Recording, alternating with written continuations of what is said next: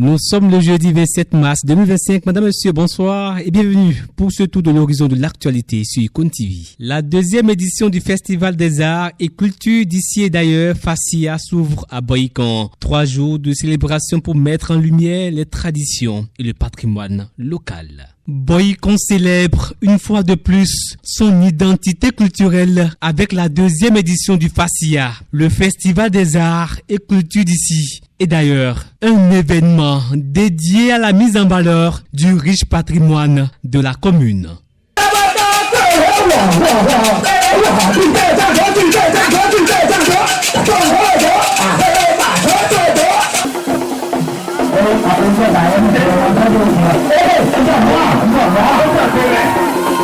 Ce jeudi 27 mars 2025 marque le coup d'envoi des festivités. Sur l'esplanade de la collectivité Guédé-Zoumé, dignitaires religieux, autorités politico-administratives et passionnés de culture se réunissent pour honorer les traditions. Je suis très heureux, très content que notre promesse, qui est de révéler le Bohican culturel, soit en train de faire son petit bonhomme de chemin.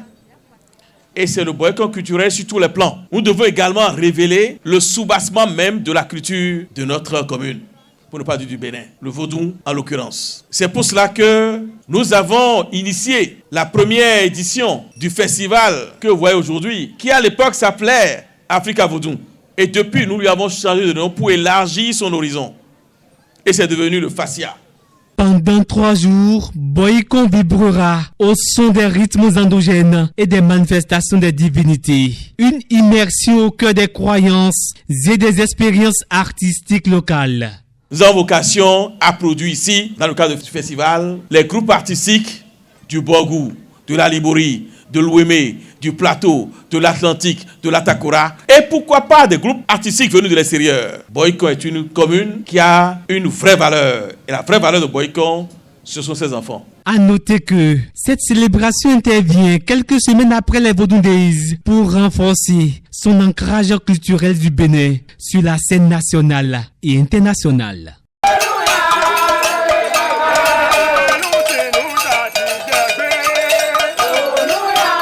Installation ce mardi des 7 membres du conseil d'administration de l'Agence béninoise pour la recherche et l'innovation. Le gouvernement décide ainsi de fédérer les énergies des différents acteurs pour plus d'efficacité. Compte rendu.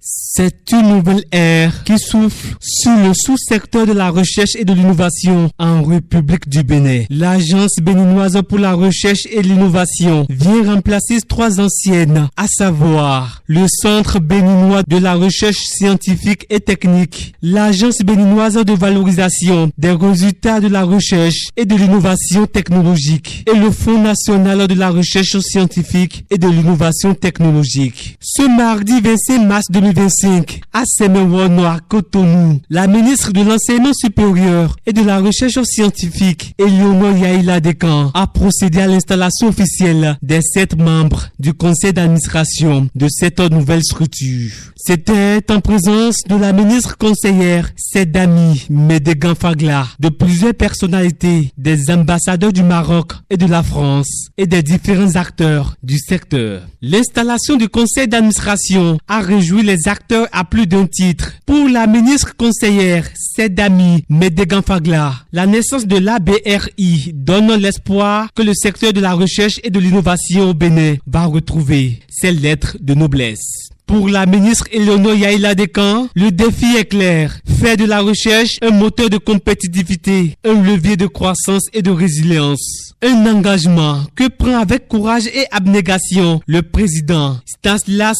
Tomavo au nom de ses pairs. Une dizaine de soldats camerounais tués par des djihadistes.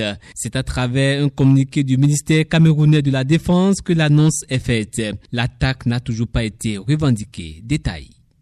Au moins 12 soldats camerounais sont tués entre lundi et mardi lors d'une attaque menée par les djihadistes à la frontière avec le Nigeria, selon un communiqué du ministère camerounais de la Défense. L'attaque a également fait plus d'une douzaine de blessés parmi les soldats et s'est produite dans la région du lac Tchad, a déclaré le ministère de la Défense jeudi. Bien qu'aucun groupe n'ait été initialement accusé de l'attaque, les responsables ont déclaré plus tard qu'elle était soupçonnée d'avoir été menée par des extrémistes du groupe Boko Haram ou de sa faction dissidente qui est fidèle au groupe État islamique. Le ministère a indiqué que les militants de Boko Haram disposaient de plus en plus d'armes de pointe et d'une alliance apparente avec les puissantes entités criminelles transnationales, ce qui aurait contribué à l'attentat. En janvier dernier, au moins 40 personnes ont été tuées lors d'une attaque menée par Boko Haram de l'autre côté de la frontière au Nigeria.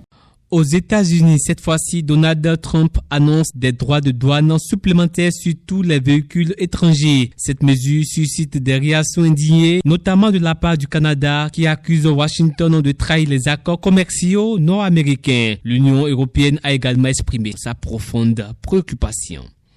Après l'acier et l'aluminium et en attendant le bois de construction ou le cuivre, le président américain Donald Trump a annoncé ce mercredi une hausse de 25% sur les droits de douane des automobiles. Ces taxes s'appliqueront à toutes les voitures qui ne seront pas fabriquées aux États-Unis, a assuré le président américain depuis la Maison-Blanche, ajoutant qu'elles entreront en vigueur le 2 avril prochain. Dans le cas des voitures électriques chinoises déjà taxées à 100% depuis août 2024, cela amènera les droits de douane à 125%. Il s'agit d'un nouveau coup dur pour le secteur de l'automobile qui a déjà été secoué par les précédentes annonces en la matière. Début février, l'annonce de 25% de droits de douane sur les produits canadiens et mexicains a fait trembler le secteur alors que la chaîne de production des principaux constructeurs automobiles américains est largement intégrée entre les trois pays nord-américains.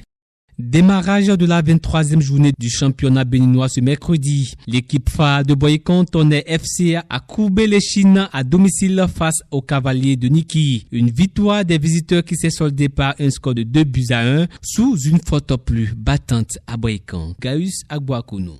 Malgré la pluie, le Tonnerre n'a pas grondé. Les Bleus et Rouges de Boycon ont été vaincus 2-1 à domicile au stade Polinto Managa par US Cavalier ce mercredi 26 mars 2025 lors de la 23e journée du championnat Certis Ligue Pro Bénin. Déjà à la 3e minute, l'Union sportive des Cavaliers de Niki a ouvert le score. Malgré leur détermination, les hommes d'Amidou n'ont pas pu retrouver le chemin des filets avant la fin de la première partie. Heureusement, les Bleus et Rouges de Boycon ont réussi quelques minutes après le retour des Vessiers à égaliser. Un but partout, le jeu est ainsi relancé et chacun de son côté cherchait à s'offrir la victoire. C'est dans cette lancée que les visiteurs ont fait bouger une deuxième fois les filets de l'adversaire. 2-1 en faveur de l'Union sportive des Cavaliers de Niki. Ainsi fut le score de la 81e minute jusqu'à la fin du match. L'AS Tonnerre recule davantage dans sa course pendant que l'US Cavalier continue sur sa lancée vers le top 9 à travers cette victoire. Merci d'avoir suivi ce rendez-vous de l'information. Bonsoir à tous.